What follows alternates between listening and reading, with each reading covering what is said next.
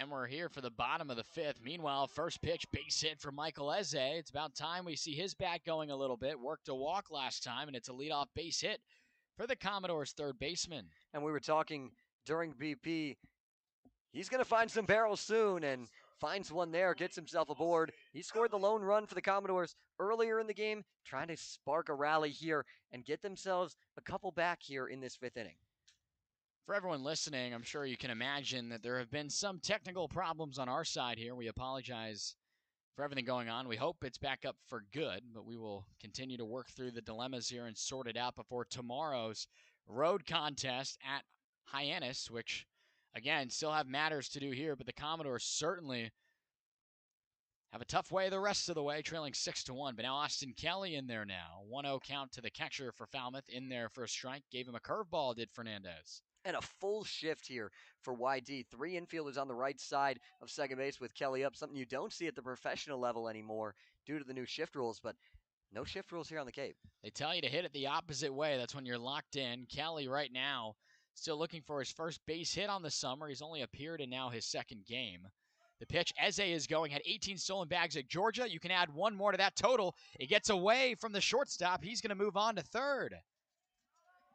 Eze didn't even stutter, Zach, and he's on, moving up 180 feet on the same play. Stolen base and an error, and that's exactly how you get things going. Now, you have to put the ball in play at the plate. Anywhere in the outfield, if it's even reasonably deep, should score. Eze, and anything on the ground that's not to third or first, I guess, as well. Going to call that an E6 on the shortstop, not fielding that one properly on the play. It looked like the throw was good from our vantage point.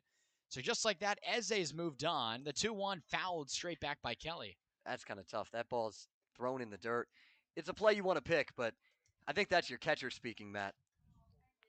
The shortstop's got to pick it, but I don't know that I've ever... I don't know about that one. Calling it with the eyeballs up here tonight amidst everything else going on this broadcast. 2 balls, 2 strike to Kelly. Breaking ball here that's going to be chopped to the right of first base, foul. But with nobody out, again, it's going to take a lot. You can't get them all in one sitting, but you'd like the run to score and Kelly to somehow get on to move it continuously with Tab Tracy on deck, your best hitter in the order. At the very least, you have to bring this run in or put the ball in play. You need to do something productive, and if every at-bat is a productive at-bat, that's how you get back in the game. The 2-2 to Kelly, lined foul. He was way ahead of that one. Screaming off the netting above the dugout of the Commodores. And right now, the way the defensive lineup looks, Voigt is still at his normal third base position, and that shift that you were talking about that's banned at the major league level, still intact. So it looks like they're willing to give up a run should anything be on the ground. And Falmouth, honestly, would just be okay with that at this point. 2 balls, 2 strikes from Fernandez. It's a changeup low in the dirt, a nice block behind the plate by Dykstra. And now the count is full. Kelly just working a good at-bat. You'll take a walk if they'll give it to you, but got to keep making sure you put the ball in play if it's anywhere close to the plate. 1 run on 3 hits and an error to Falmouth to this point. Trying to pick up a second run here in the ballgame in this at-bat. The 3-2 pitch from Fernandez, ripped on the ground. It's pretty hard right to the second baseman. They're going to go home. The throw is errant and over the head of Dykstra. Not really sure what happened there. In normal depth was Day, yet he still wanted to make the throw home. Kelly's going to be safe at first. Not how you drew it up at all.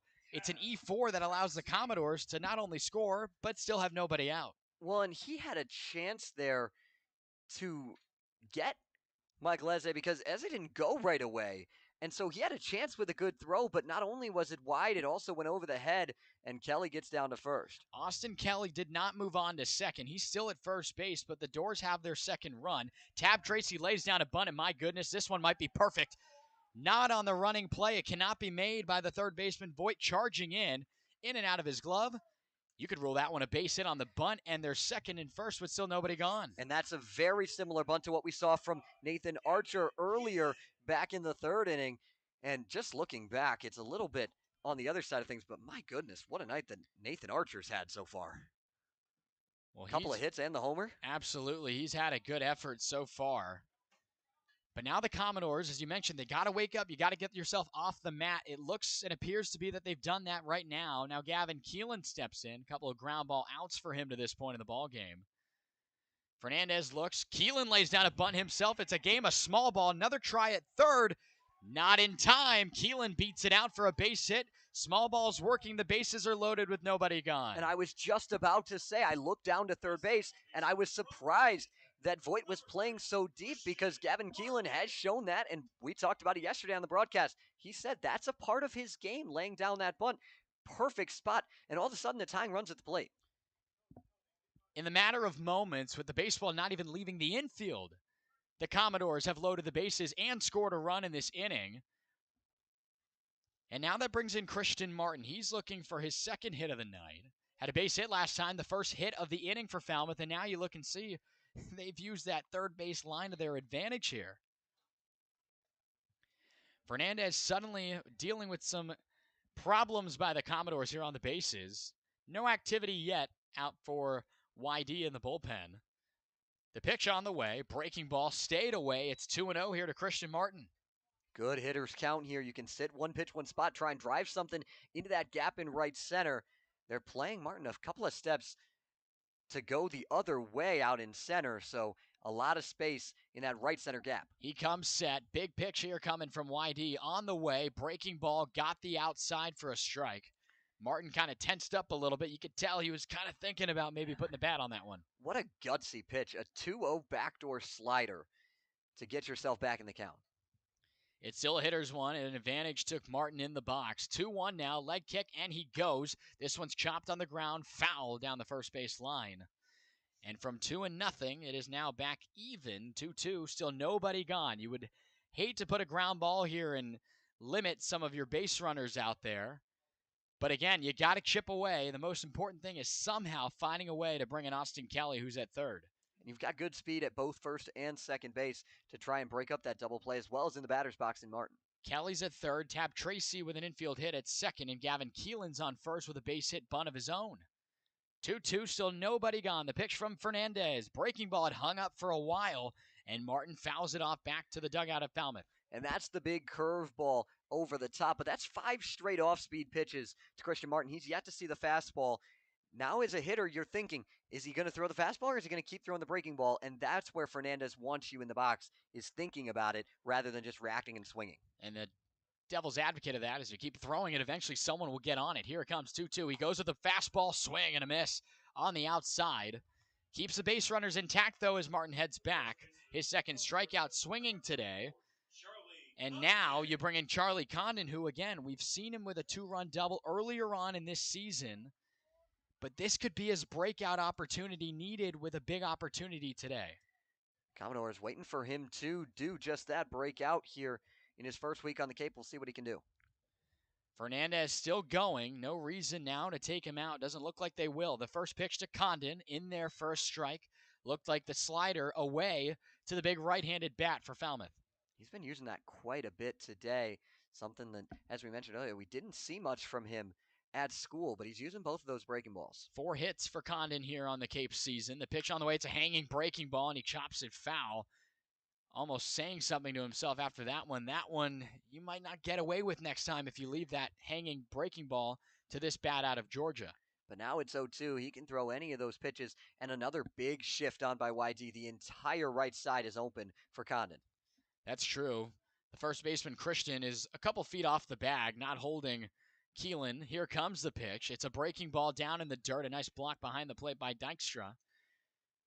Both catchers have had a lot of activity having to chase after the baseballs here today. They have, and the ball's going to have to get further away with Kelly at third than it did with Isaiah earlier. I mean, it went to the backstop with Isaiah, and Kelly will be able to score there too, but you've got to make sure that you keep it in front if you're Dykstra.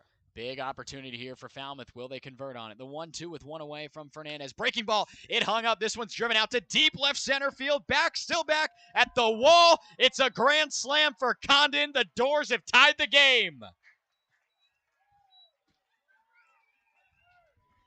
The moment we've been waiting for, Condon breaks out with a 4 RBI swing. It's 6-all.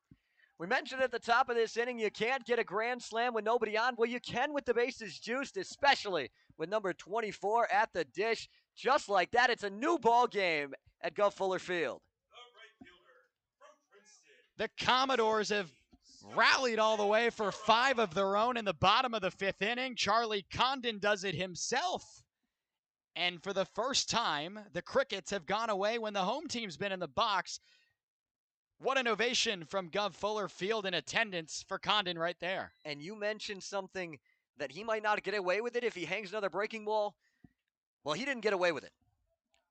Not in the slightest. Falmouth records their 5th run of the inning, and still there's only one away now to Scott Bandura. There is an arm now warming in the bullpen for the Red Sox. It's Hector Garcia, the righty out of Hope International University. The Doors absolutely needed that in every bit of the statement. Here in the bottom of the 5th, just past the halfway point of this game, and we are all brand new tied, waiting for the bats to wake up, and Charlie Condon did just that. Now Bandura with a 2-1 count. Got a hanger right there himself, kind of checked it off towards the dugout of Y-D, and the count is 2-2. Bit of a yellow light swing there for Bandura, just thinking about it and kind of flipped at it, but didn't really go through the full swing.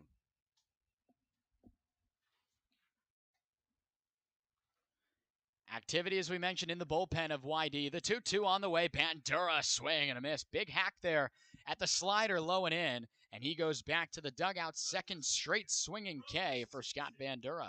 And a really good bounce back at bat there for Fernandez. We might be in for a fun one here. If you look at the hits numbers, you wouldn't think so, but that rally from Falmouth has been huge. So now Ross Highfill, he's on the other end of the Commodores' 2 home runs they've hit this season. We just saw the second one with Condon going deep here in this inning for a grand slam to left center, a no-doubter from our vantage point here at the Guv. 0-1 now to Highfill. Swing and a miss right over the top of the breaking pitch, and it's 0-2. Yeah, I think Charlie Condon knew it as soon as it left the bat, too. He had to admire it, but understandably so. That was a thing of beauty. And more importantly, I think Isaac Tiger back there in the dugout is the happiest guy, maybe besides Condon. This is a fastball away. Talk about picking up your teammate when you're down a big margin early on in the ball game. Yeah, Tiger's going to get off the hook here, and it's going to give them a chance to do something in this spot and potentially pick up this game. Offense among offense among offense here in the first half of this ball game. The 1-2 from Fernandez, who's still out there working now. This one's ripped down the third baseline. That's a fair ball by Highfill. He turns on the Jets, rounding first base. A very wide banana turn, and now Highfill goes back to first, and on the transfer, Vieira lost the baseball. I don't know if Highfill would have gotten back on that one, Zach. He might not have. He stumbled going around first. He was very much intending to get to second base. And normally when you're rounding, you're trying to catch the corner of the bag. I think he caught a little too much of the meat of the bag in the middle and almost tripped and fell. You were the one who said it yesterday. I'll say it today. That's now 4 straight hits to start the year for Ross Highfill. He's gotten hit in every single game so far this season. He does, and he is 1 for 3 right now, which is where he's been every game. First pitch swinging his handle. That'll get down, and Highfill, aggressive base running around second. He'll stand up at third. They're on the corners with 2 away, and the Doors have batted around here in the bottom of the 5th. And Mike Handel with a hit in his second straight game. That one might not have been pretty, but I'm sure he'll take it. So if you remember, a million years ago, Michael Eze led off the inning. He reached with a base hit, and that was actually at the beginning of when our broadcast shut down. We hope it's still up through this entirety of this 5th inning surge by the Commodores, and now there's going to be a mound visit. I think that might be it for Fernandez. He has certainly felt the heat of the Commodore offense here today, a sleeping giant with all these bats in the order. And there is a mound visit being discussed at the moment. They're on the corners with 2 away, 5 already home if you're just tuning in here in this inning. And 4 of them came on a big swing from the first baseman out of Georgia, a grand slam from Charlie Condon. Hector Garcia started to run out to the field, and then there was no signal to the bullpen, so now he's just kind of waiting down the line, and Rudy Fernbach coming out to break up the meeting, but it still hasn't come out yet. It's always a good day in the booth when the team you're calling makes you have to cross off the next inning in your line sheet to continue the same inning moving forward. Yeah, you got to find a life hack for that. I'll have to teach you that during the break here. Okay, well, the 6th inning on my Bob Carpenter book is now crossed off with a makeshift 5 that I wrote in. But it will be Michael Eze taking on the new arm. Fernandez's day is over. We'll tell you who it is in just a second, which allows us to catch a break and a breath here on the broadcast. It's all 6-6. We'll be right back.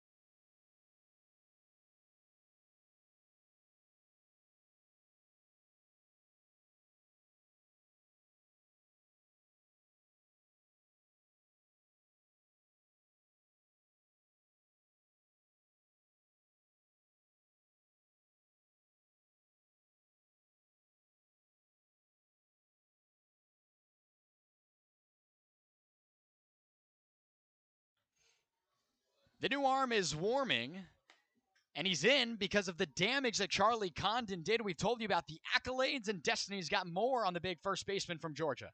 Thanks, Matt. Charlie Condon out of Georgia was the SEC Freshman of the Year, and it shows after that grand slam here in the bottom of the fifth. He's one of the greatest freshmen with an overall season in Georgia school history, batting .386 with 25 home runs and 16 RBIs last season at Georgia to capture the team's triple crown. He tied the school record with 3 home runs in one game and had 2 games with 2 home runs as well. It's no secret that Condon is a ball player.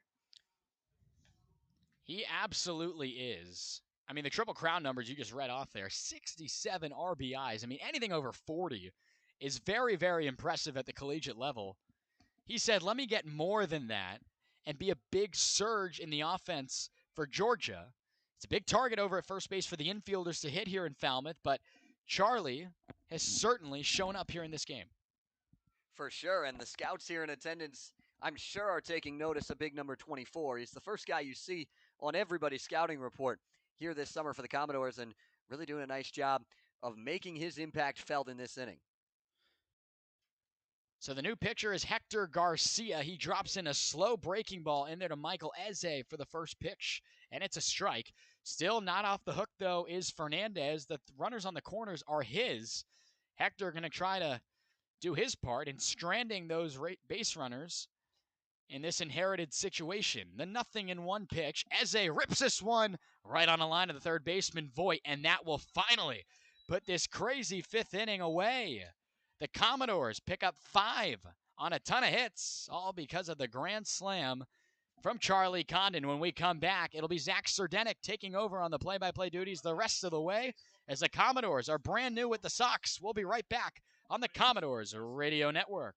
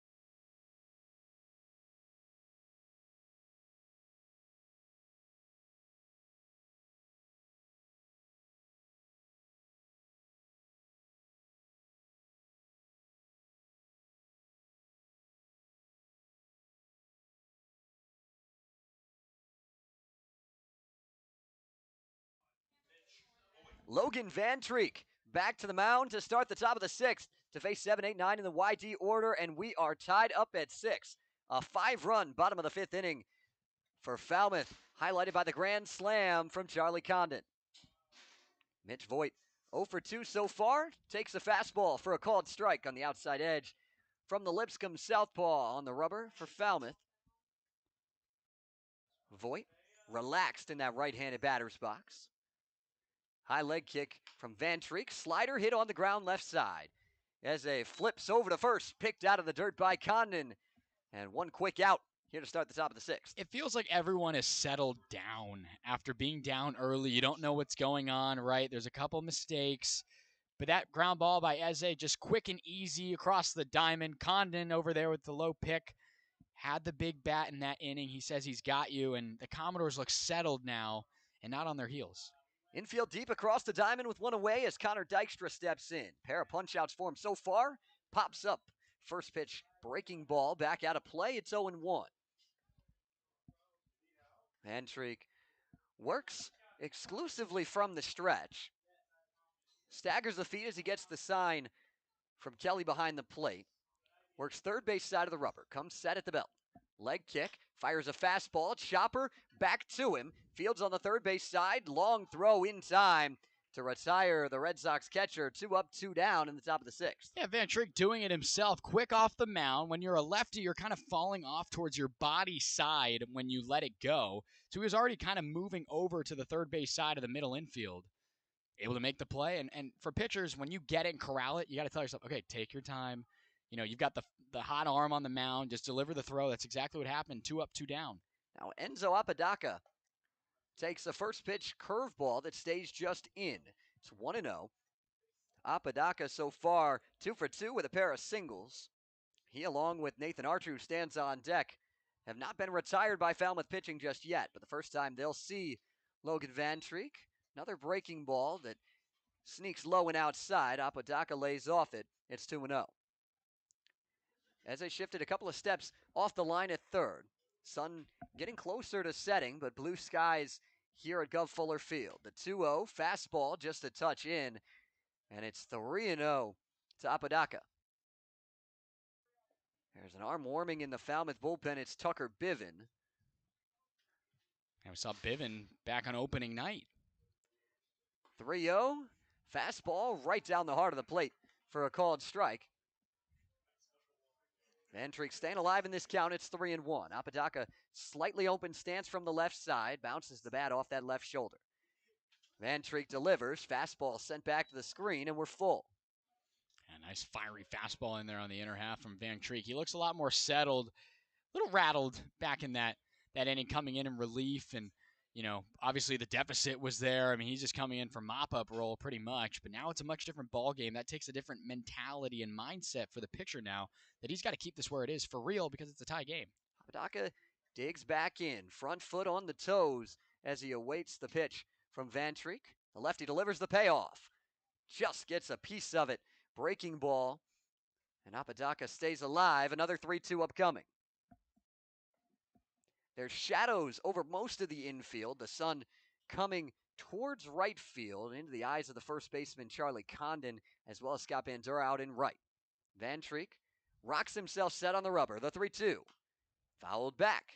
We'll get another payoff. Really good battle here brewing right now. Obviously, the Doors one strike away from getting back in the dugout after putting their foot down last time they had the offense out. This is a really, really big at-bat to try to close out the inning. Van Treek comes set at the belt. The 3-2. Breaking ball low and outside. Apodaca wins the battle, works a walk, keeps the inning alive, and the lineup card flips over to the man of the night so far for Y-D, Nathan Archer. Yeah, Nathan Archer's just done it all. And really, I was just going to say Apodaca, they haven't figured him out yet either. He's got, you know, he's reached on all 3 tries, 2 hits and now a walk. You present his opportunity. He tried to steal, though, last time he got a board. So Austin Kelly, you're going to have to be on your toes here. He threw him out, but don't think that he won't try it again. As a creeping on the third base side against potential bunt from Archer. First pitch, fastball. Spiked in from Van Treek, picked by Kelly. It's 1-0. As they now shifting away from that bag even further. There's a lot of space down that third base line, which is where Archer went that first time.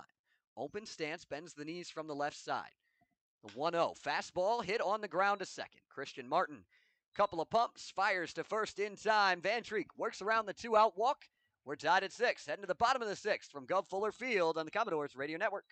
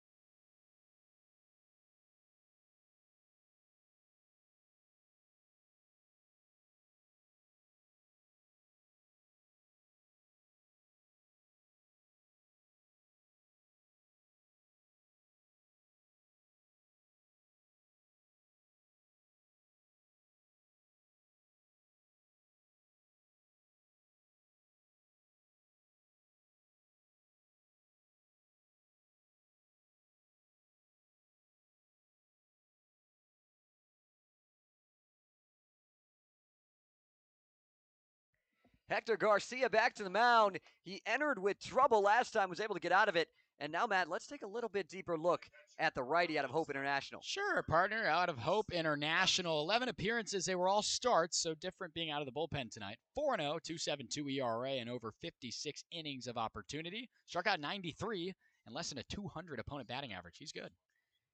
Got it done early, but it was a good swing from Aze. Just a line out right at Mitch Voigt. Austin Kelly steps in from the left side.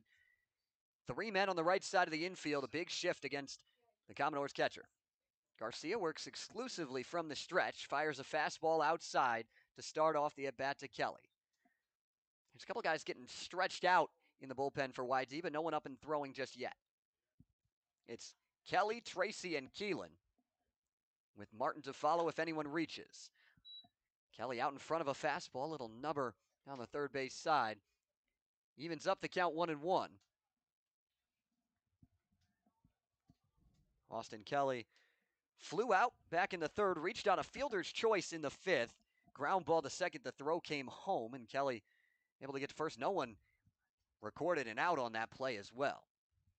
1-1 outside, count to 2-1. Yeah, just a really weird situation. I know Eze kind of stuttered a little bit, but you're not in on the grass to make that play. It just didn't. It really would have make a needed lot a of perfect sense. throw. Right. Garcia with a funky motion from the stretch, has that back leg bent, the front one straight, pulls the string on a changeup, and Kelly swings right over it. That's a nice pitch. Again, kind of deceptive with that weird looking coming set up on the mound. Right over the top of that one. Holds the ball behind the back as he gets the sign from Dykstra behind the plate, comes set at the belt. The righty kicks and deals the 2-2. High fly ball, right field. Cook on the run, out in front of the wall to make the catch for out number 1. Caught my eyes for just a second. Just barely missed that one. We know Kelly's got a big bat, better than 600 in the slugging category this past season with Lipscomb. It'll come. We're still waiting on that first hit from him. Just a little bit off the end of the bat there for Kelly. It brings up Tab Tracy. He had the bunt single in his last at bat in the fifth.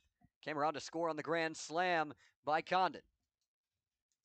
Now he steps in. Voigt creeping on the third base side. They're shifting him. The shortstop Vieira just a couple of steps to the left side of second base. Garcia lifts the leg. First pitch, fastball for a called strike on the outer third. So far, mainly just fastball changeup for the most part from the Y-D righty. Tracy holds that bat high over the left shoulder, slightly open stance. The 0-1, wave and a miss, elevates the heater. Tracy comes up empty. He'll take a walk to gather his thoughts. Now steps back in. Garcia ready to go. Gets the sign quickly from Dykstra. Brings himself set. That back foot, third base side of the rubber. Lifts the leg. Fastball fouled back by Tracy. Just gets a piece of it to stay alive. And Tab was a part of that back-to-back bunt singles down the third base line for Falmouth en route to getting Condon up with the bases juiced.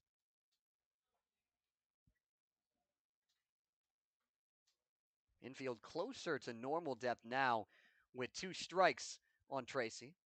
The 0-2, wave and a miss. Once again goes to the off-speed. Tracy swings over it. Garcia's dealing out of the pen and has stifled these Commodores bats that were red hot a minute ago. There's 2 away now as the lineup card flips. It's Gavin Keelan. Yeah, I like this delivery from Garcia, almost like a Jonathan Loizaga for the Yankees. Kind of a weird, funky, kind of high front leg.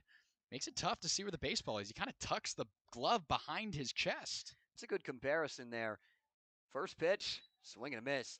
The arm slot and the arm speed seems very similar between that fastball changeup as well, and it's throwing off these hitters as Keelan swings right over that changeup. That obviously was targeted at the so many Yankee fans in this New England area. Oh, I'm sure.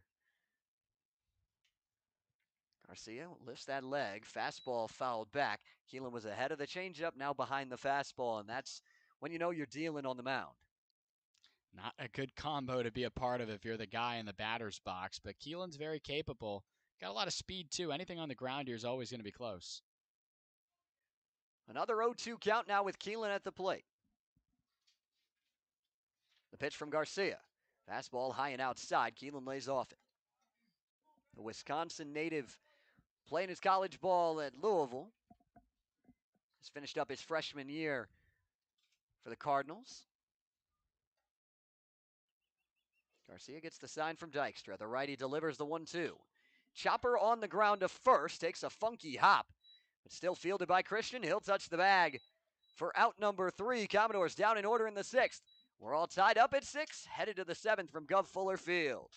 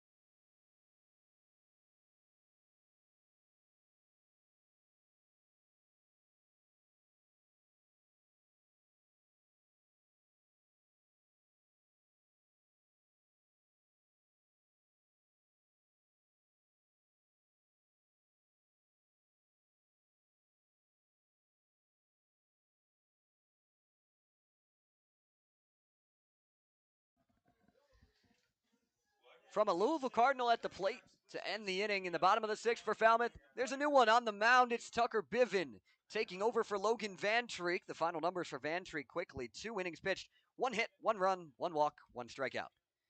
Yeah, Tucker's in for the second time this season with Falmouth. Came in on the opener, if you remember. There was a monstrosity of errors in that ball game, and he was credited with 6 runs given up, but only 1 of them was earned in that outing, Zach. He came in the 3rd inning and pitched through the 4th.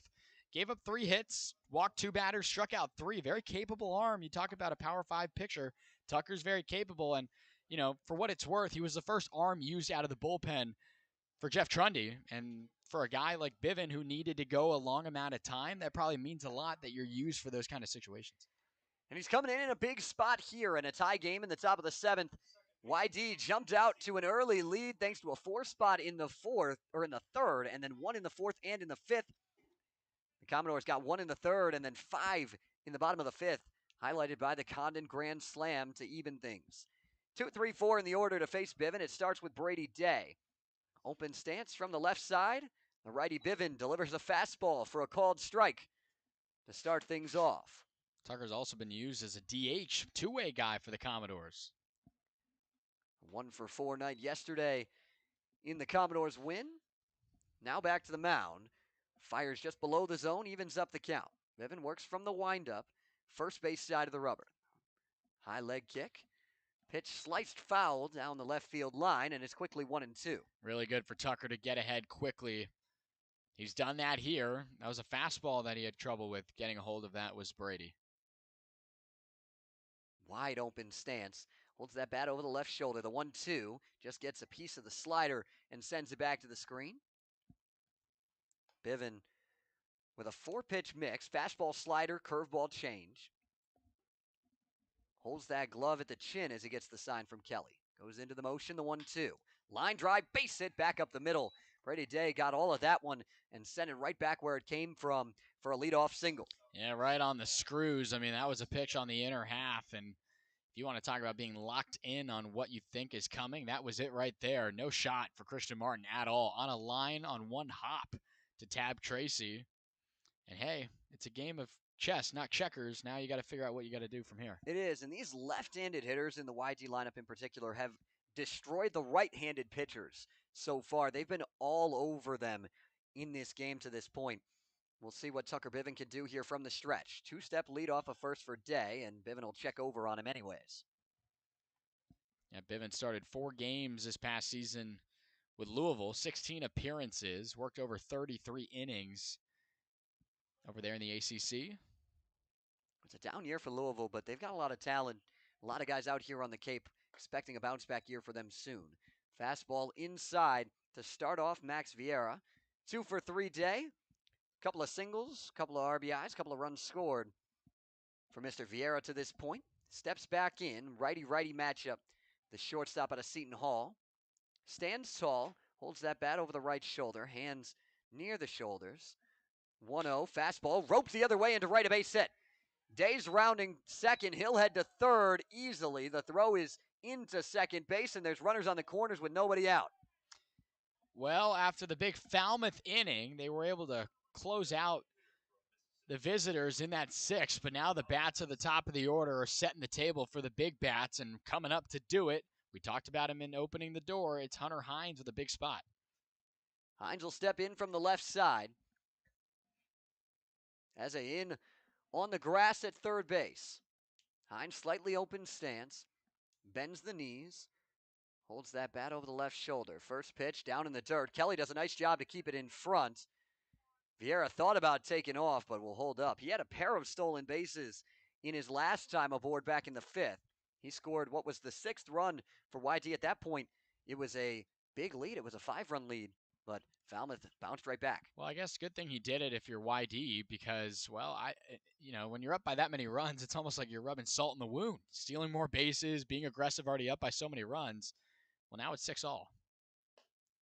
Check swing on a hard pitch there from Bivin, but had some good movement to it. Looked like the fastball just had some good late life. Yeah, almost like a two-seam sink action on it almost. Just arm side run back into the left-handed bat of Hines.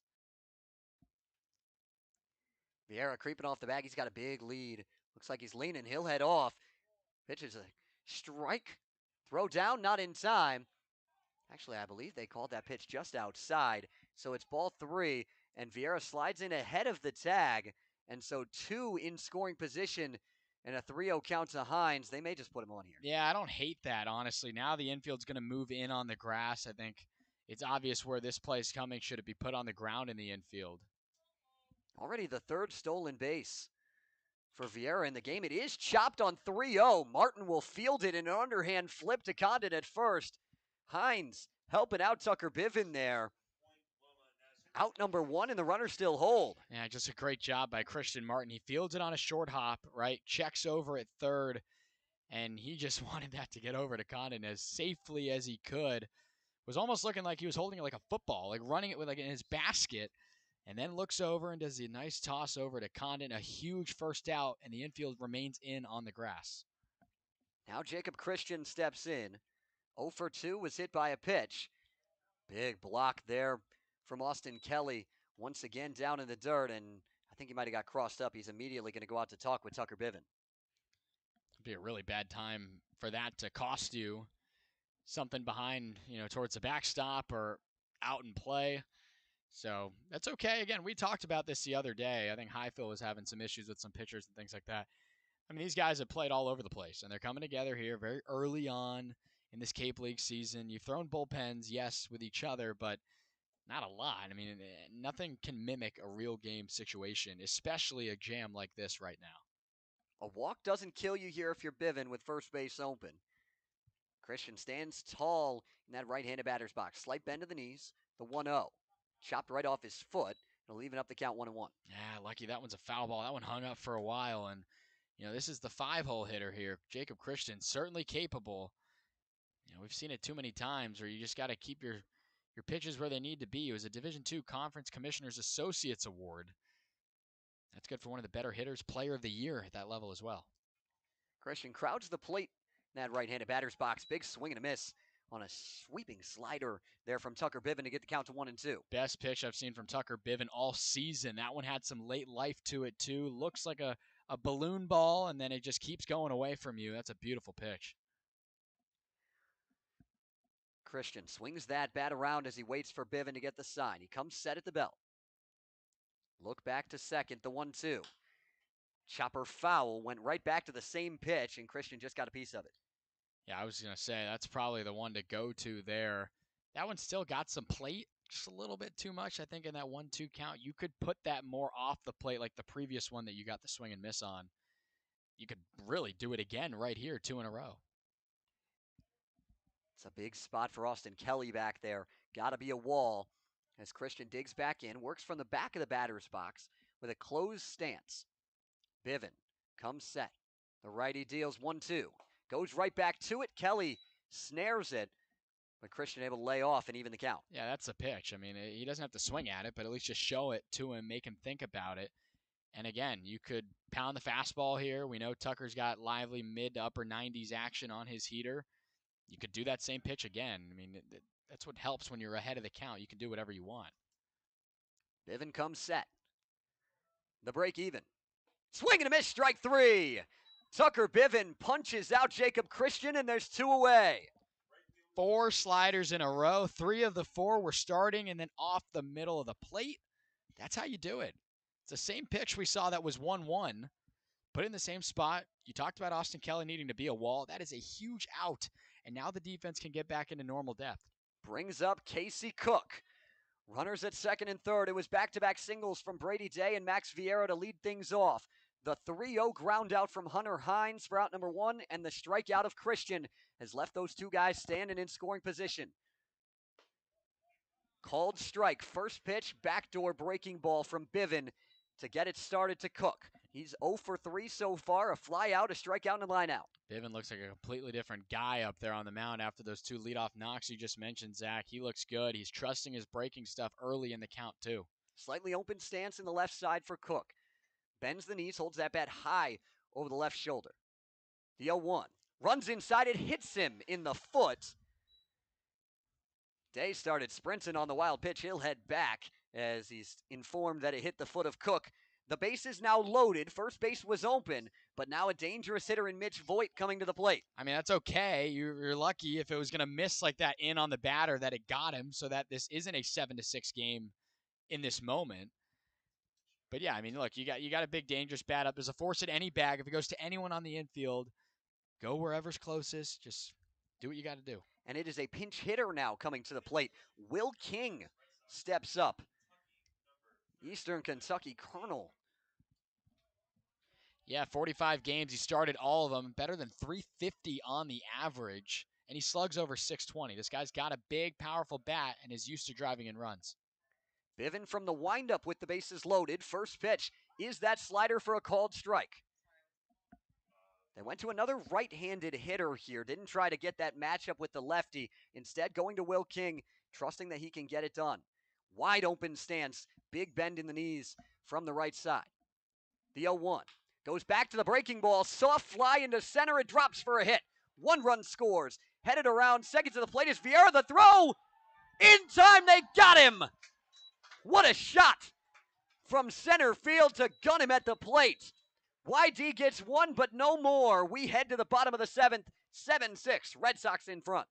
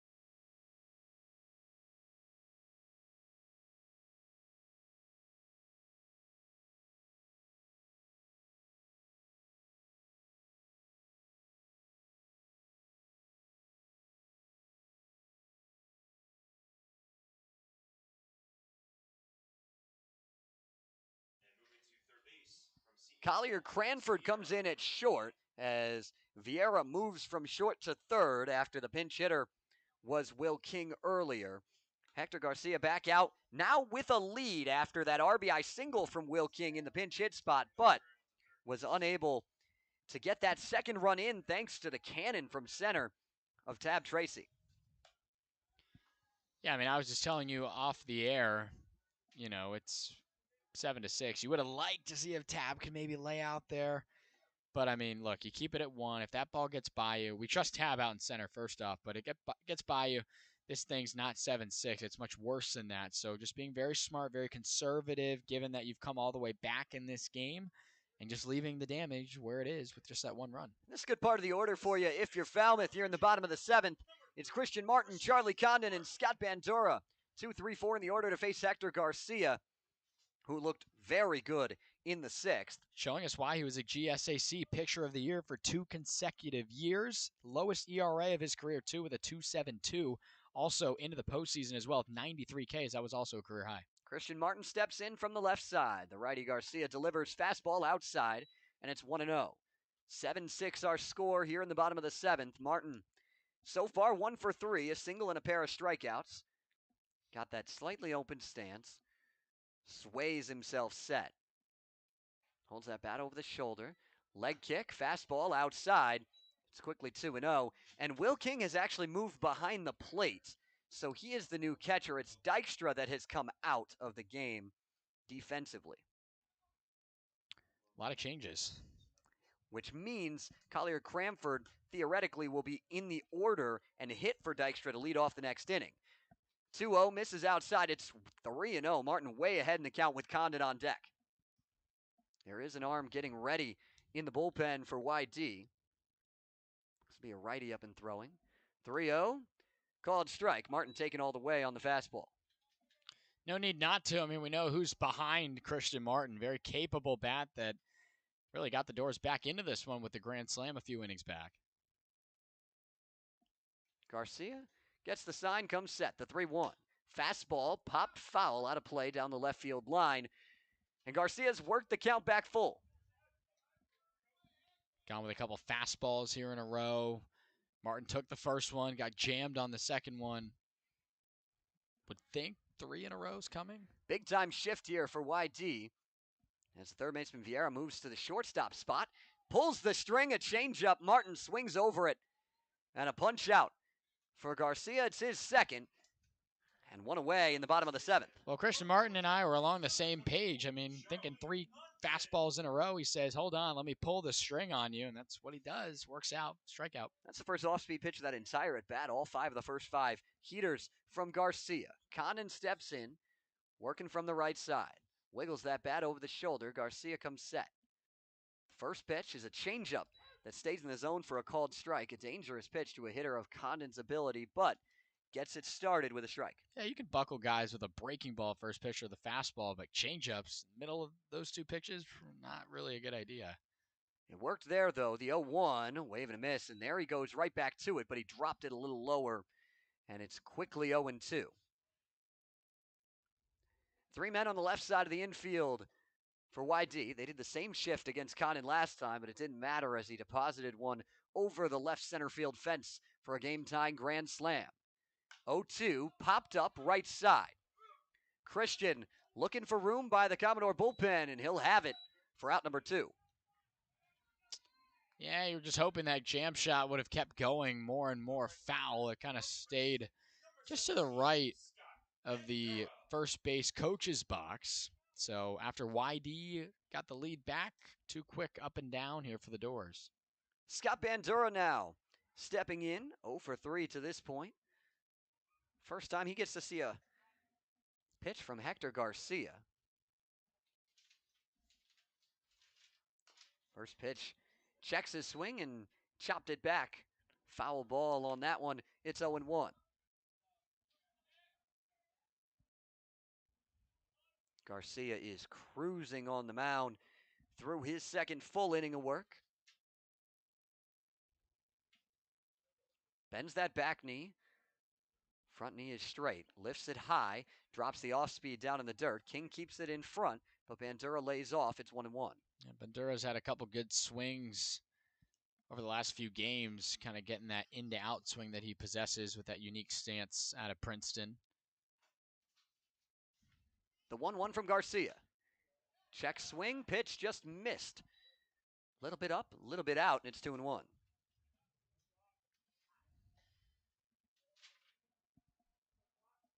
Cranford shifted now a couple of steps up the middle, but still on the left side of second base at shortstop. The 2-1, wave and a miss. Once again, pulling the string. Commodores hitters cannot figure out that fastball change mix. No, not at all. Big swing there. It looked like the last time he struck out, having that big swing on a breaking ball. He's had a little bit of difficulty tracking that one. It almost looks like it could be a splitter too, or a Vulcan change type look. It just has a lot of drop. Bandura shoots one to second, one hop. Play is made in time by Day at second base. And we will head to the 8th inning. Y-D in front, 7-6 on the Commodores Radio Network.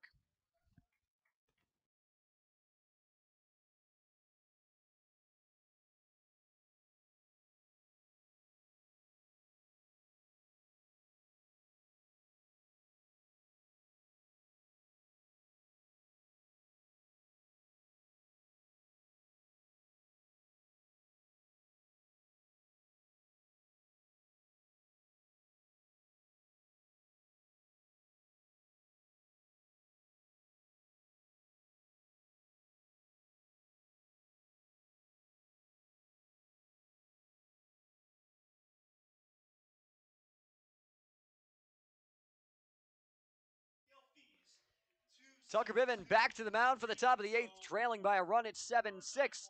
That's what we've got here at Guv Fuller Field, but there's a lot more action going on, Destiny. What do we got? Thanks, Zach. For some of the scores around the league, the Brewster Whitecaps defeated the Hyannis Harbor Hawks 4-2. At the top of the the bottom of the 7th, the Cotuit Kettleers lead the Bourne Braves 1-0. The Hartwich Mariners are losing to the Wareham Gatemen 6-1 at the bottom of the 7th. And the Chatham Anglers are winning by 1 point against the Orleans Firebirds 1-0 in the top of the 5th.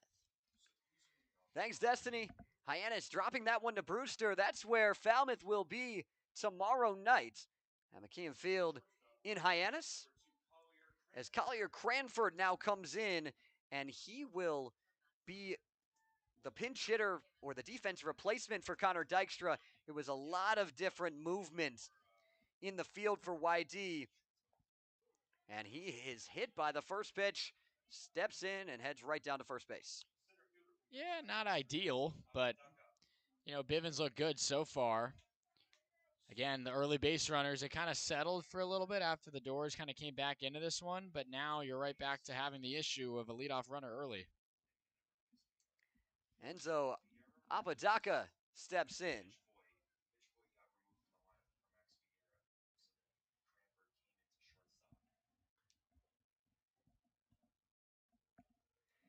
Slightly open stance from the left side for Apodaca. He worked a walk against Logan Van Treek in his last plate appearance. He's yet to be retired. 2 for 2 with a walk. Pitch misses outside. It's 1-0. I can promise you he's not your typical 9-hole hitter just because he's that far down in the order. It's because they're trying to flip the lineup card easily and set the table for 1, 2, 3. Almost like a second leadoff hitter in this Y-D lineup. As they plan on the grass over at third. Double play depth up the middle. 3-step lead off of first for Cranford. He'll take off. Pitch is outside a fastball. The throw down from Kelly. Not in time. Gavin Keelan disagrees, but he'll have to deal with it as another stolen base for Y-D. That was a really good throw down by Austin Kelly. Right on the money. Maybe you want that more on line with where the tag should be placed, but I didn't hate the throw. Just a lot of speed. I mean, that's why we just said it. That you have 2 leadoff hitters basically with what Apodaca does down there, and now he's on second. Collier Cranford instantly making an impact in this game as he enters. Now looking to score the run to try and add to the lead. Biven will check on him at second. Yeah, that's Cranford, on second now with that steal. It's Apodaca in the box. Apodaca has a 2-0 count now. Nathan Archer, very dangerous on deck. 7-6, Y-D in front. Falmouth came all the way back from down 6-1 to tie things before the Red Sox added 1 in the top of the 7th against Biven. Biven misses here. Apodaca Ahead in the count 3-0. Paul Manzani starting to warm up in the bullpen for Falmouth. Also, Shane Telfer looks like he's ready to go up next. I would imagine he's kind of eyeing the dugout area here and getting a nice view down there on the first base foul territory area. 3-0 count to Apodaca. Pitch outside, ball 4. A 4-pitch walk to Enzo Apodaca, and the first 2 aboard without putting the ball in play. The top of the 8th. Not how you're supposed to draw it up, but nonetheless, no damage yet this inning. You got to find a way to do something, though. But Bivens done good. I mean, he's been pounding the zone, just a little bit off here with the command. Would have to imagine that if the bases do get loaded, you would probably go to one of those arms that you have ready. Infield in on the corners for Falmouth, protecting against a bunt from Archer. He laid down a perfect one back in the 3rd. He will lay down a bunt. It's right in front of home plate. Kelly looked to go to 3rd, then will throw to 1st. Nice adjustment by Condon to keep the foot on the bag as he had to switch from inside to outside. But a sac bunt from Archer and 2 in scoring position with 1 away. Yeah, you'll take that. Almost nearly became worse because Kelly had to throw it across the bag, as you alluded to. Nice transition and adjustment by Condon. And now you have a stretch where there's a left-handed batter here. Looks like Telfer's ready to go. But Bivens going to stay in. I don't know. I think Bonzani will be the next arm for Falmouth, trying to get Bivens through the 8th and leave Paul Bonzani for the 9th. First pitch swinging, sliced out to center. That's going to drop for a base hit. Curled out to right. Coming up, throwing his handle. His throw is just late. A 2 RBI single for Brady Day. He'll move up to 2nd, and it's 9-6. That's a dagger when you have a right on left, especially with a good bat like Brady Day. Had a base hit to score on in 2 different appearances today, and all he does there is just cue shot one just into the short grass behind the head of Gavin Keelan. I mean, he can't get there to make the play, and you have Mike Handel in pretty deep left center, just put in a good spot, and you don't need to be too fast to score on that from second because the ball basically just dies in short left center. And it was an outstanding jump at second base from Apodaca as well. He instantly recognized that that ball was dropping and got on his horse. That throw made it close when it really shouldn't have been because Handel delivered a rocket from out in left. Wave and a miss. First pitch, breaking ball to Max Vieira, the shortstop, 3 for 4. 3 singles, couple of runs batted in as well. These 3 runs for Y-D, crushing for Falmouth here at this point in the game. Going to need some runs with just 6 outs to work with. Still only 1 out in this inning. It's an 0-1 count to Vieira. Bivens gives a look back to second. The 0-1 in on the hands, knuckled back to the screen, and it's 0-2. Good bounce back here by Tucker in this at-bat. You'd imagine he'd probably try to finish this off if he can strand the base runner on second. Otherwise, Bonzani might have to go for the 4-out effort dating here to this inning and into the 9th. An outstanding performance on opening night. 5 punch-outs, an immaculate inning for Bonzani as well. We didn't even know what happened on the call that night. The 0-2. Low and outside on the breaking ball brings the count to 1-2. Hunter Hines looms on deck for Y-D.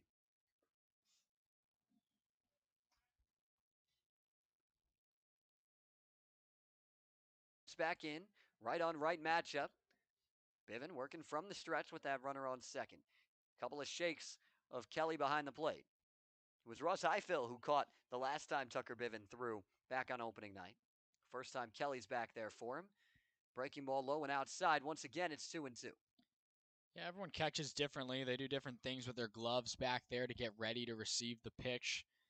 It's not as simple as just throwing to someone back there. Everyone has their own different tendencies. Christian Martin holding on Brady Day at second base. He's got a good walking lead.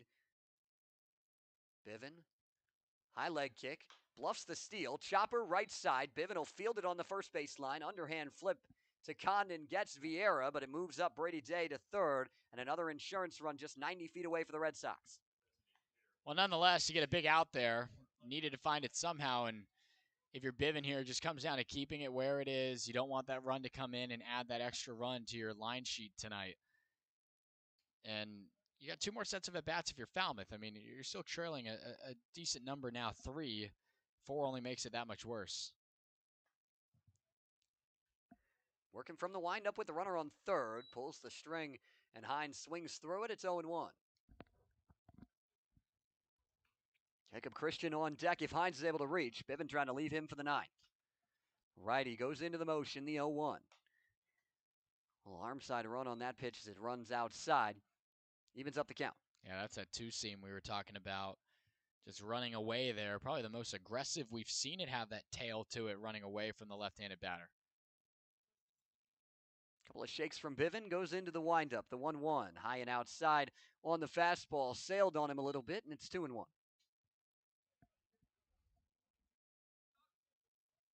Deep breath at the plate from Hines. Steps back in, slightly open stance, bends the knees. Holds the bat pretty much straight up, angles it slightly over the left shoulder. The 2-1. Slider for a called strike. Goes back to that breaking ball. He's been able to throw that for strikes, and that's probably been his best pitch so far tonight. It's risky to throw another one, though, against this bat. If you leave it hanging over the sweet spot, that wouldn't be a good idea for Falmouth here. The 2-2. Does go to it, tries to catch the edge, and could not get it. Rudy Fernbach not giving it to him. The count runs full. Well, I was going to say, if you're going to throw it there, make him beat you the other way. Don't put it in his sweet zone in the wheelhouse. That's an okay miss there. The payoff from Bivin. High and outside, he'll walk Hunter Hines. Hines battles all the way back. He'll head down to first. Runners on the corners with 2 away for Jacob Christian. Well, it's a right-handed bat here in Jacob Christian. You got a lefty next. I'd have to think this is it for Tucker Bivin. Should he, I mean, this is the last batter, I'd imagine. You don't want to load the bases, or if the run comes in, then you'd really make a switch here. I'd imagine this is the last bat for Bivin. Bivin did face Christian in the last inning and struck him out on a slider, and that is, I think it hit the knob of the bat, but they will say no, it hit his hand. It sounded like bat up here, but it might have hit that guard on the forearm, and he'll head down to first. Maybe. It looks like he might get checked out by the trainer first, and he is not feeling too good holding that hand. Definitely got him quite a bit there. And the bases will be loaded. Mike Landry already up on the steps. Yeah, you don't want to see there. If you're going to get hit, you want to get hit on the big muscles where a lot of skin is right there on the fingers, especially as a baseball player. Absolutely not ideal at all. We hope that he is okay, obviously. And Christian being a right-handed thrower, that's on the glove hand. So honestly, if you're going to get hit in any hand, that's probably the one you want. Although as a first baseman, you're doing more with the glove hand than the other hand. That's true. Christian will remain in the game. He'll head down to first base. Casey Cook comes in with the bases loaded, and Tucker Bivin, for the moment, will remain in the game as Mike Landry stays on those steps. Well, not that you don't trust Bivin in this spot, but the game is hanging in the balance right here. There's already been some damage being done with him out there. You need to really wrap this thing up. And that just shows they trust him. They trust the right-hander. You know what he's capable of at Louisville. A guy using some good leverage spots over there. And he's got a good opportunity here tonight. Deep breath on the mound as he goes into the windup to face Casey Cook. First pitch, a called strike on a fastball. Catch the outside edge. He hit Cook on a slider back in the 7th. That loaded up the bases before the RBI single from Will King, who stands on deck for Y-D if Cook's able to keep the inning alive. The 0-1 from Bivin. Fastball, called strike. It's quickly 0-2. That's a good pitch there. Inside part of the zone. Had that running 2-seam back over the middle. So it looks out of the hand like a heater inside for a ball. It's a nice pitch by Bivin. ACC battle right now. The Louisville Cardinal facing the Tar Heel from UNC. As it's pulled foul, and the Tar Heel stays alive. It's 0-2. Could really go to any of them here. He's gotten a good feel for that inside fastball, though, especially in this at-bat. If you can start it inside and kind of buckle him a little bit, you could maybe try that pitch here. Bivin gets the sign. from Kelly behind the plate, and time asked for and received by Casey Cook at the plate. Yeah, Tucker shook off one pitch there. You almost think that Austin says, throw me that breaking ball, let's see what he can do. I'll keep it in front of me. I think the fastball is coming here on the inside half. Bivens got his mind made up, and he'll go into the motion, the 0-2. Fastball up and out. The count now 1-2. Kept it away. I mean, you don't want to put anything on the swing path, I guess, but that was never a strike, so you can throw one and waste it. That's okay. Just show it to him, and now you can slow it down. Cook holds the hands high over the left shoulder. The righty Bivens delivers 1-2, fastball outside, and it's even 2-2. See, Zach, I don't like that because, I mean, if you were going to throw another ball there, you could at least throw a different kind of pitch and make him think about it. Those are 2 balls in a row there, fastballs that right out of the hand, you're not swinging at him. Jack Goodman going to the bullpen for Y-D, a right-handed pitcher out of Pepperdine. The 2-2. Slider fouled back out of play, and he'll see another 2-2. Good battle at the plate from Cook. He's 0 for 3, but was hit by that pitch, as I mentioned, in the 7th by Bivens. Isaac Tiger and Logan Vantreek both getting no decisions on the mound for Falmouth. At the moment, Bivens on the hook for this one, trying to get out of this inning and keep it at 3. Hope the offense can come through in the final 2 frames. That 2-2 also fouled off. We'll see another. Once again, went right back to that slider, Matt. Yeah, 2 in a row after all those fastballs we saw. He's got a changeup. I mean, you haven't used it really at all in this at-bat. Just show him something different. The 2-2 again. Fastball high and outside. Count runs full 3-2. Just what a battle here to fight all the way back by Casey Cook right now. Nowhere to put him. Runners will be on the move. The payoff. Line drive out to left center. That's going to get all the way to the wall. 1 runs in. Hines comes around. He'll score. Christian will score as well. A bases clearing double from Casey Cook. And all of a sudden, it is 12-6 Y-D. Well, a 5-run inning of Y-D's own after Falmouth put up a big number way back in the 5th inning. That's tough. I mean, it's a long battle. You're ahead 0-2 quickly. You're trusting Tucker Bivens out there. He's throwing strikes, sawing guys off, throwing balls here and there. I mean, it's just a tough battle. And finally, I mean, he gets a good barrel on it way over the head of Tab Tracy. Right off the get-go, he got on his horse and was just darting to the wall. Tough break for the Doors, who now trail by 6. Will King steps back in. He had the RBI single, and the runner was thrown out at the plate to end the last inning, and he takes the first pitch and skies it to straight center. Tracy never saw it. It drops in for a base hit. That'll bring in another run, an RBI single once again for Will King as Casey Cook cruises in. It's 13-6 Y-D. Well, just like that, I mean, they've batted around. They just keep going. And unfortunate, just tough read out of the get-go. It falls down. 15 hits for the visitors tonight after what we've been talking about with the Doors pitching staff up to this point. And now Mike Landry is going to go get him. That, I believe, will do it for Tucker Bivens' outing.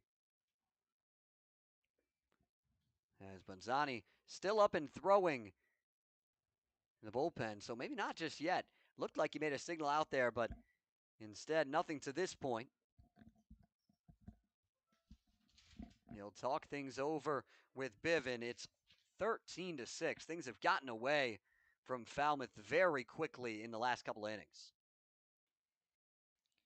Yeah, not much to say. I mean, you saw Y-D get their first win yesterday. A lot of high-scoring games from this group from Yarmer Dennis. And, you know, we were talking about the Doors getting their bats going a little bit. It had been a couple games since we saw them swinging them well. And you see it tonight. But it's the other part of the situation in baseball, hitting and pitching. And the pitching's been pretty good up to this point, and now we're seeing their end of the deal kind of slip up here a little bit. And Bivens will remain in the game here to face Collier Cranford, who was hit by a pitch to start this inning and came around to score one of the 6 Y-D runs here in the top of the 8th. First pitch from Bivin is a slider. Appeal down to first. No, he did not, says Justin Sims. And it's 1-0.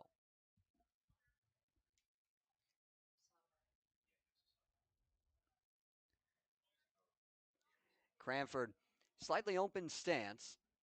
He came in as the defensive replacement. He started his college career at LSU, now at Kansas, and takes a fastball for a called strike. Yeah, he's already getting a good workload tonight, coming in as a late defensive replacement. Yeah, 2 Collier plate Cranford, appearances. right, in this inning. Holds that bat high over the right shoulder. Righty-righty matchup. Fastball low and outside. It's 2-1. King just a couple of steps off of first base. Not a real threat to go on the base paths. Being held on by Condon. Infield deep across the diamond with 2 away. There was 2 away in this inning a while ago. And since then, we've had 4 straight that have reached. A walk, a hit batter, a double, and a single. Bouncer in, and it's 3-1.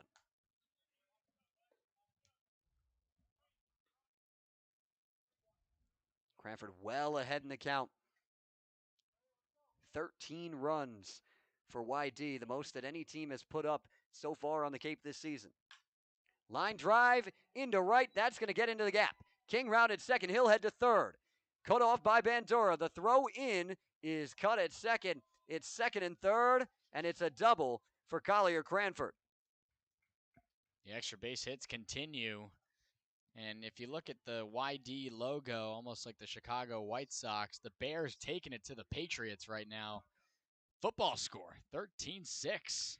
Might need to get some better kickers then, if it's 13-6. Yeah, that's right. You got to get that PAT. The PAT and then some for Falmouth here tonight. Probably the touchdown and the 2-point conversion. That's what you're now going to be looking at. Well, right now, the touchdown, the PAT would tie it, but that's a long way to go with just 6 outs to work with. That'll do it for Tucker Bivin. We'll step aside. Paul Bonzani to the mound when we come back on the Commodores Radio Network.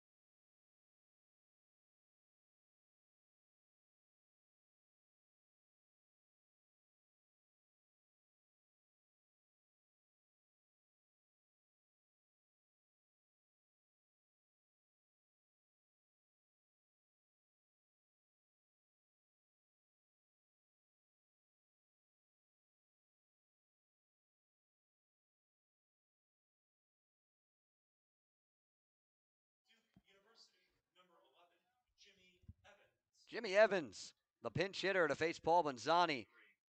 Here in the top of the 8th, it's 13-6. 17 hits for Y-D and 13 runs. Paul Manzani comes in, working from the windup, fires a fastball outside, and it's 1-0. He took a couple of batters to get himself going back on opening night, but then once he did, he was locked in. I mean, Manzani was the best arm. Fastball gets to the backstop. That'll bring in another run. It goes against the line of Bivin, but it's now 14-6.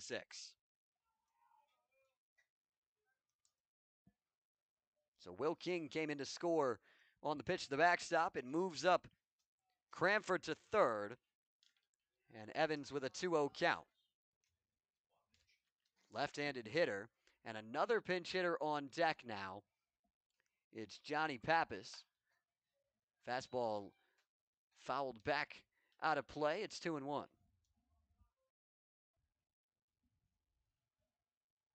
Infield deep across the diamond, just the one runner at third.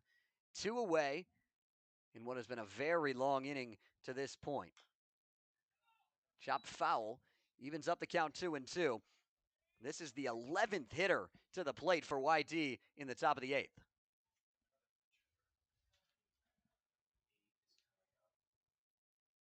And the Red Sox getting their bench in here at the end of this one. I mean, still time for Falmouth, obviously, but it will take a Herculean effort to erase the 8-run deficit here. The 2-2. Sent back to the screen. Evans stays alive. Another 2-2 coming. Yeah, the vibes here at Guv Fuller Field were really nice after the Condon Grand Slam that tied things at 6 and just slipping away over the last 2 innings. 1 run in the 7th and 7 already here in the top of the 8th and still not out of it yet. The 2-2 again. Breaking ball, strike 3 called. Manzani comes in, strands one of the runners, but 7 in for Y-D. It's an 8-run deficit as we head to the bottom of the 8th here at Guv Fuller Field.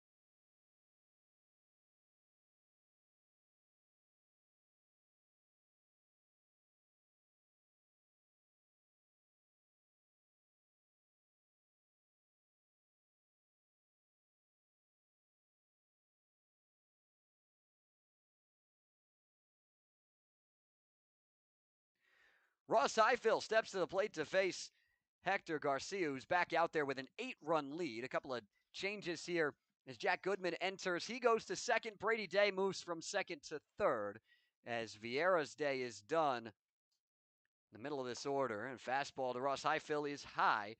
It's 1-0. That was a brutal inning for Falmouth with 7 runs on 4 hits and 1 left on for Y-D back in the top of the 8th. Swing and a miss. And it's even 1-1. Yeah, I mean, besides the 5-run inning from Falmouth, I mean, not a lot going on. Meanwhile, if you look at Y-D, they've had 3 innings with them not scoring, 4 where they have. The offense has been going and going for this group. Swing and a miss. Breaking ball, and it's 1-2. First time we've seen, at least that I can remember from Garcia, that pitch with a lot of side-to-side movement. It's mainly been the fastball changeup mix. He's had all the time in the world in the dugout to learn a whole new repertoire in there. 1-2 is another breaking ball pitch. Almost looks kind of like a slider, curve, slurve type look there from Garcia, and it's 2-2. Paul Bonzani almost certainly will get the 9th for Falmouth. 6 outs to work with, trailing 14-6. Highfill swings through that one. He goes down swinging. Garcia with yet another punch out. That's his 3rd. And the first man retired here in the 8th. Garcia has not allowed a base runner so far in his 2 2/3 innings of work. Well, they gave Ross, all those different, what you called the splitter / Vulcan pitch. 3 swing and misses on that exact same pitch in that at-bat. That's certainly what it looks like from here. Breaking ball, check swing, appeal, and yes, he did. Mike Handel goes around, and it's 0-1. And look, if nothing else, we've talked about how the Cape League, Summer Ball League, it's about the players getting in front of scouts. These at-bats matter. You're trying to be here and contribute and keep your dreams alive, playing baseball one day in Major Leagues. Handel is 1 for 3 on the game, takes a breaking ball low, evens up the count 1-1.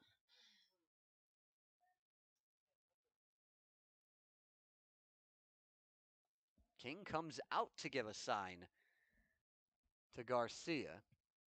Said he didn't see it a second ago, so King makes himself more visible and gives him the sign. Handel holds that pointer finger straight up in the air on the bat as he holds it. Waits for the breaking ball, misses low and outside. Sticks out as he holds that bat over the left shoulder, bends the knees in the stance, slightly open from the left side. The righty Garcia comes set at the belt, working from the stretch, the 2-1. Fastball elevated, gets a swing and a miss, and it's 2-2. Again, you have that scrunched up delivery where he comes set from Garcia. He can make and disguise that high fastball. Got him to chase a ball there. Looks like it explodes out of the hand, too, from Garcia from the right side. The 2-2. Foul tipped, and it pops out of the glove of Will King, and a audible groan from him behind the plate as he couldn't hang on to it. So another 2-2 for Handel. A couple of steps shifted towards the right side with the left-handed hitter at the plate. 1 away here in the bottom of the 8th, the 14-6 ball game. The 2-2. Popped up, shallow center field. Cranford over to make the play on the right side of second base for out number 2. A good battle from Mike there, just getting the bat on the ball. Kind of thought off the jump that may have died out in shallow right center, but Cranford, we've seen him all over the bases in that inning specifically there, but he's able to cover a lot of ground there and too quickly gone for Falmouth. Michael Eze had the best swing against Garcia back in the 5th. It was a line out to the third baseman, who at that time was Mitch Voigt. We've now had 2 different third basemen for the Red Sox to this point. It's now Brady Day over there. First pitch. Checked his swing, but went around. Says Justin Sims at first on the slider, and it's 0-1.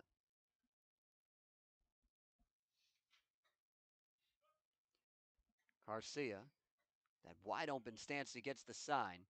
Stays that way as he rocks himself set. The 0-1.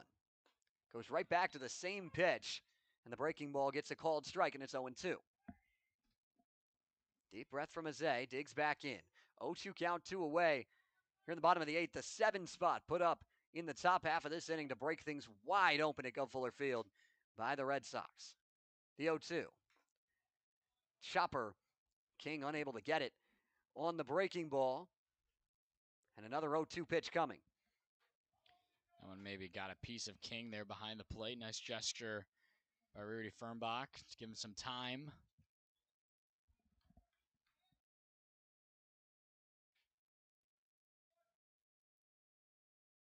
Garcia gets the sign.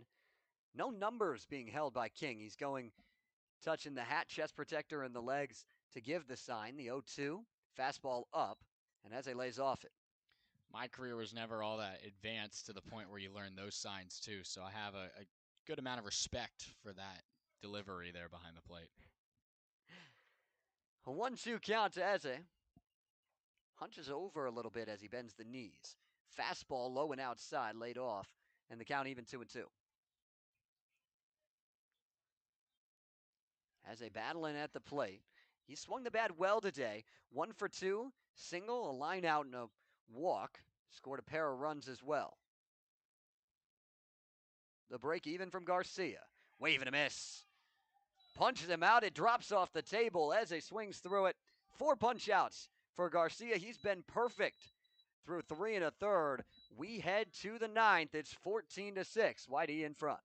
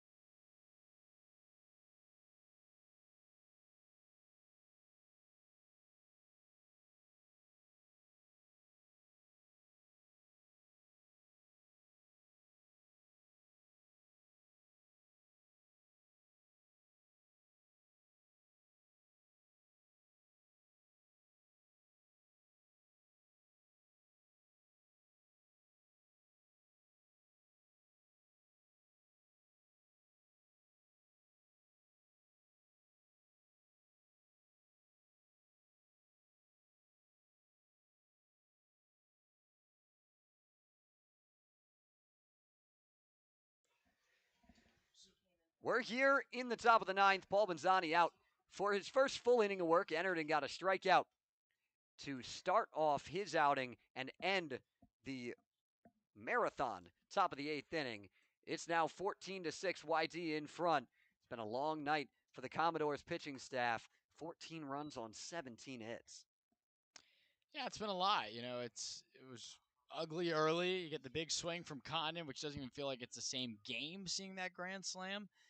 But really, since then, it has been all the visitors. Pitch runs high, and it's 2-0.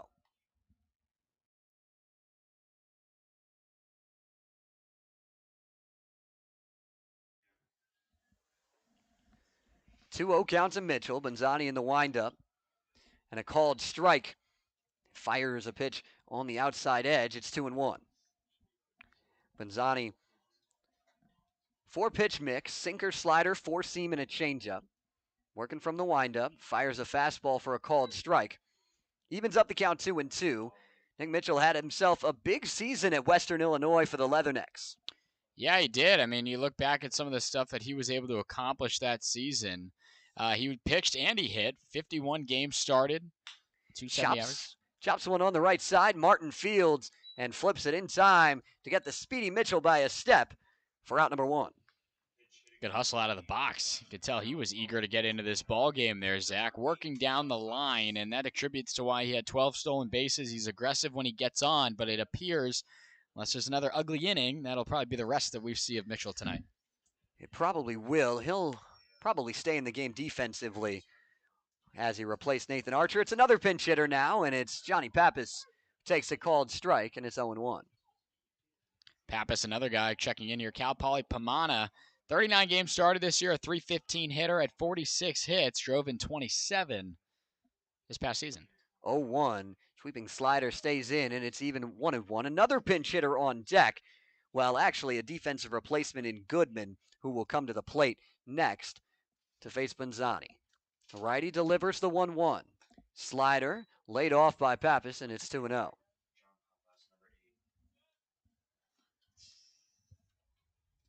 Infield deep across the diamond. Still a few Red Sox fans down the left field line. And some Commodores fans on the right side. Swing and a miss on a fastball, evens the count at 2-2. A nice pitch there from Bonzani. You know what you're getting with Paul out there. We saw it the other night, much closer ball game. 2-2 outside.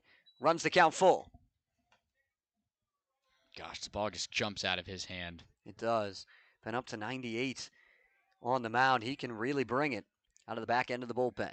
The 3-2. Foul back out of play. And Pava stays alive.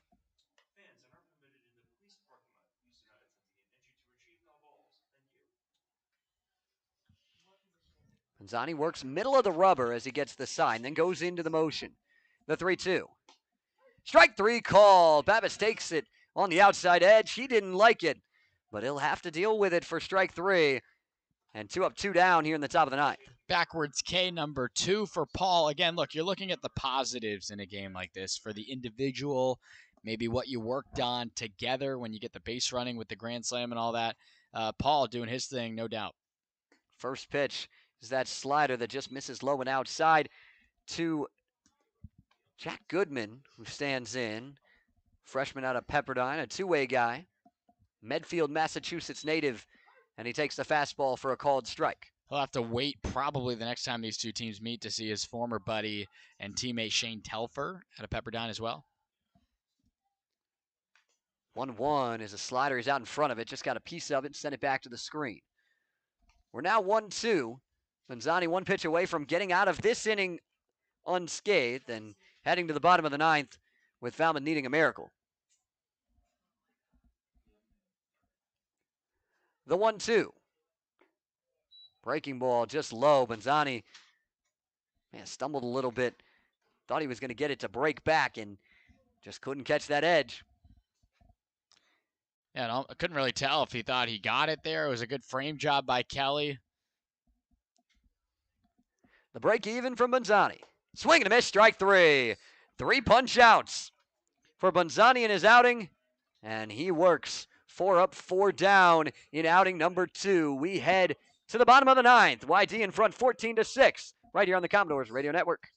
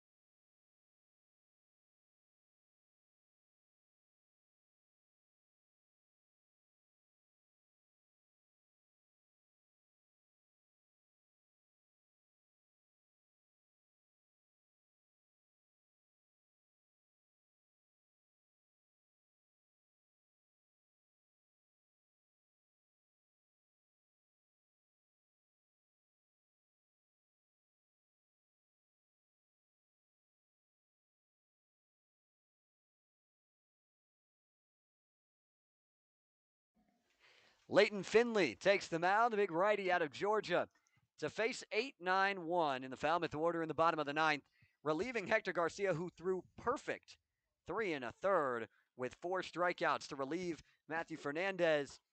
He is in line for the win right now if Y-D can finish things off in this 14-6 ball game. Yeah, Leighton Finley, just mentioned his stuff a second ago.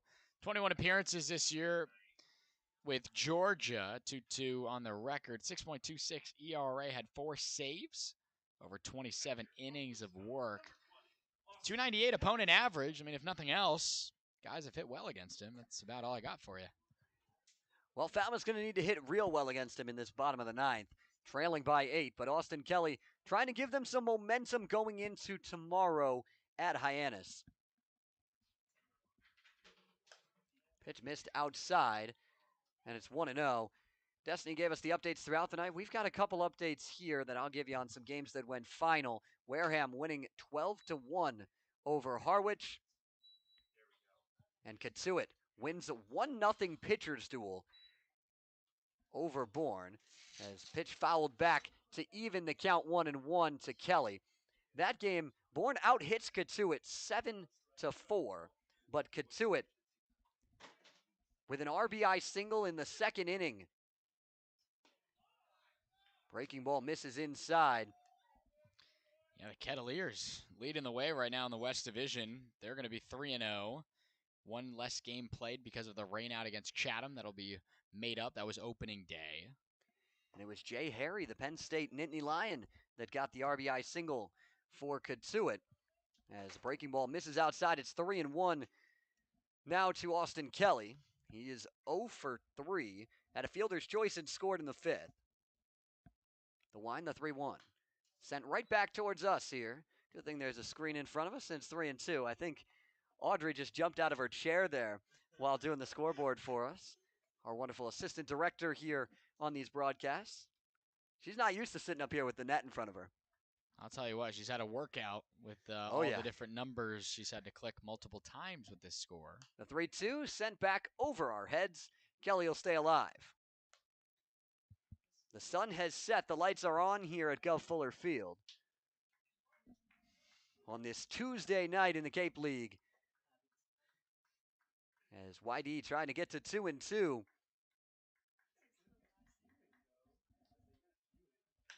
Line drive out to left center. Long run, and it drops in center field for a base hit. Well, if nothing else, that's the first base hit of the Cape season for Mr. Austin Kelly. Got a nice reward today, being second team all ABCA.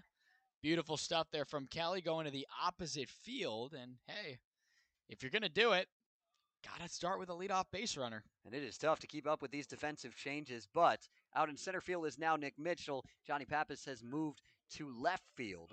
And Tab Tracy comes up to the plate. First pitch, bounces away. Kelly not moving up. You just reminded me to get my update on the defensive alignment here as well. There are a lot of names on that defense part of the scorecard here for us tonight. Tab Tracy so far is 1 for 3. Singled and scored in the 5th. Came around on the grand slam. He had that bunt single. A million years ago. He did. And another defensive change as well out there as Goodman moves to third, and he gets it right away. Sends it to second around the horn. Not in time to get Tracy. As over at second base is now Casey Cook, who moved in from right field.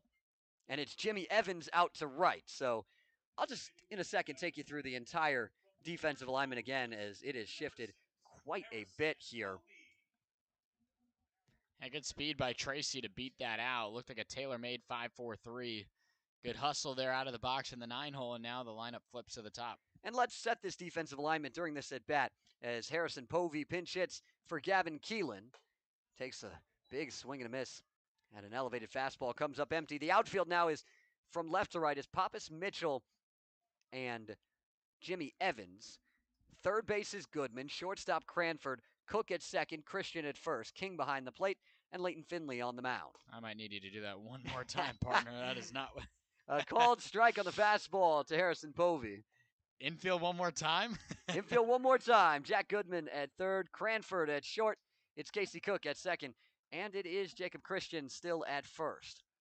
Okay, now we're caught up to speed. Chopper foul. Jacob Christian is the only player in the Y-D lineup that is still at the same position they were in to start the game. He's probably wondering, why am I still out here? Musical chairs for the Red Sox here in the bottom of the 9th. It's a 1-2 count to Harrison Povey as he chopped that last one foul. Finley, high leg kick. Breaking ball just misses inside. Finley thought he had strike 3, but Povey will live to see another pitch. Christian Martin's on deck. 2-2 count, one away. No one holding on. The runner at first in Tab Tracy. He's not moving, and a fastball right by Harrison Povey for strike 3. A punch out for Leighton Finley. That's his first. And 2 away here in the bottom of the 9th. Good to see Harrison get some cuts here before this one comes to a close. Him and Bivin, the only bats that were sort of available, but now we know that Bivin not being used because he pitched earlier, so no crazy changes for the Doors on their side with 1 out left in this ballgame. Christian Martin trying to keep it alive and allow Charlie Condon to get to face his teammate in Leighton Finley.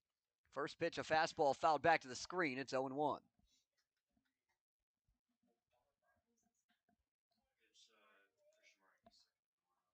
Martin with that open stance from the left side. Finley works first base side of the rubber. The righty holds the glove at the chest as he comes set. Rocks himself set. High leg kick. Fastball sliced foul down the left field line. Martin now with an 0-2 count. No one holding Tracy at first. The infield deep across the diamond, with the exception of the third baseman Goodman. He's playing even with the bag at third. Finley comes set. The 0-2. Chopper the other way and foul down the third base side. Tracy will get his steps back in and head back to first. And another 0-2 awaits Christian Martin.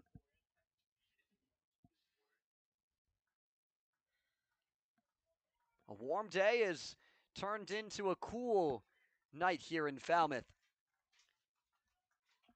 Another 0-2 coming.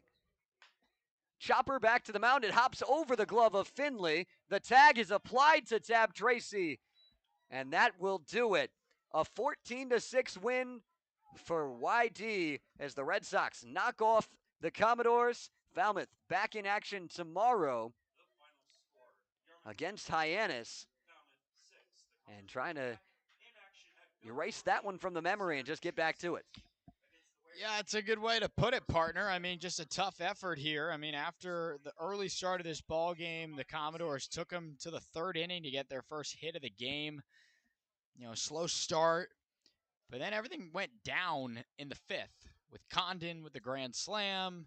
You bring in 5 runs, and it's like all of a sudden we're going to have the good back end of the bullpen that Falmouth has had to this point in the year show up, and this is going to be a close game. And it was when Bivin was in there in that crazy long inning, that was the 8th inning.